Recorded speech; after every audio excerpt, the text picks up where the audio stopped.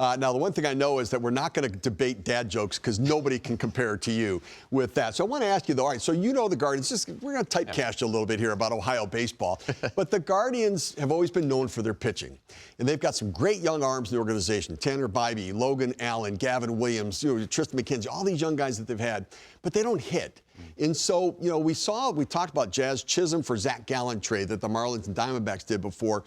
What about the Guardians? Why not try a trade like that? Well, I just think in this situation, you have to take every playoff opportunity as precious.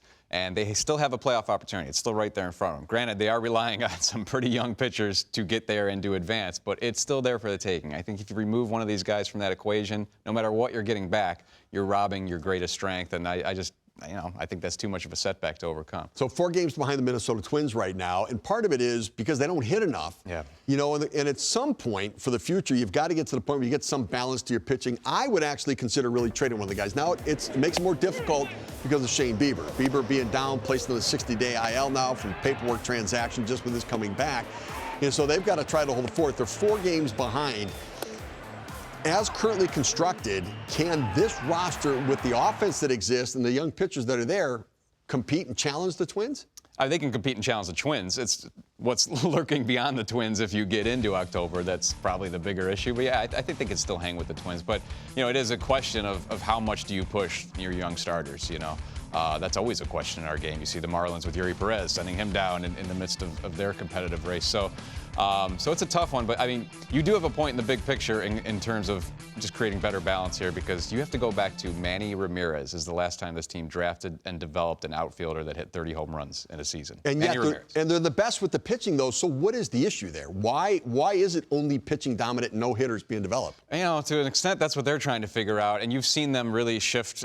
You saw what they had success with last year, which was just contact, put the ball in play, and run the bases like crazy.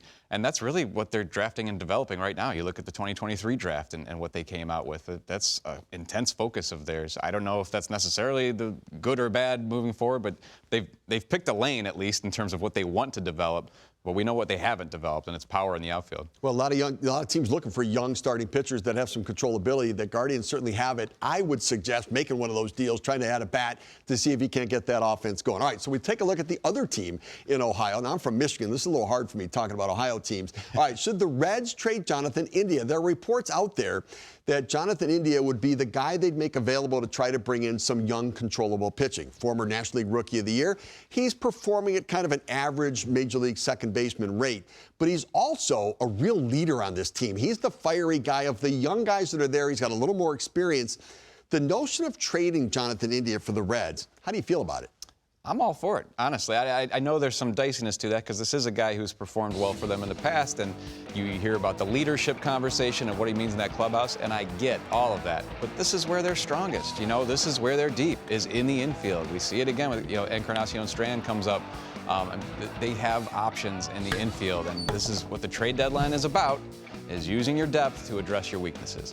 This is an area of depth, and, the leadership thing, yes, he's a leader, but he's a leader with, as you said, league average numbers. So I'd be intent on exploring the value there. So it's interesting. So I would love to see Cincinnati get pitching without messing with the depth of their prospects, but their top 3 prospects are infielders. And so you're right, you tend to trade from an area of surplus to fill a need, right? You rob Peter to pay Paul to be able to do it. Yet I look at it and think, here's a young guy that is a leader, that they need somebody to be a leader, and if you take them out of the mix there, how do the young players react? That's a valid question, a very valid question. I think this team is still finding its identity, I'm sure, in that clubhouse, because when you get very young very fast, but that's part of the fun of it, to be honest with you. I think they'll see other guys who can step in that role. So I don't want to downplay it, because we saw with the Brewers last year what leadership in a clubhouse means, and a trade that made all the sense in the world on paper for the Brewers was a disaster in their clubhouse. And you don't want that. You don't want to repeat that. But I do think this is one they could probably live with. Yeah, and you think about the Kendall Graveman trade with Seattle. Remember that trade that happened, and they got worked up there. We're in the pennant race, and we're giving up guys who are key players there. And so it is interesting how teams will manage this. And if not Jonathan India, then who does become? You got Joey Votto there for the rest of the year, so he could certainly be part of that. But you also worry about the energy of that team, and when things start to go wrong, could they fall? Because they're so close to the Brewers right now. For the long term, though, Ellie De La Cruz, Matt McLain, Spencer Steer, and Encarnacion Strand seem to be the core infielders for that roster. No doubt about it. And there's an energy there that, on the field plays out. Who steps up as a leader in that group? That's up to those guys. Ellie De La Cruz is obviously the leader of eyeballs, but there's a difference between that and being the leader in the clubhouse. So, but if he's creating kind of a tone in terms of the energy level on the field, that's leadership of a different sort. It doesn't have to be inside those walls. It could be out on the field and just the energy.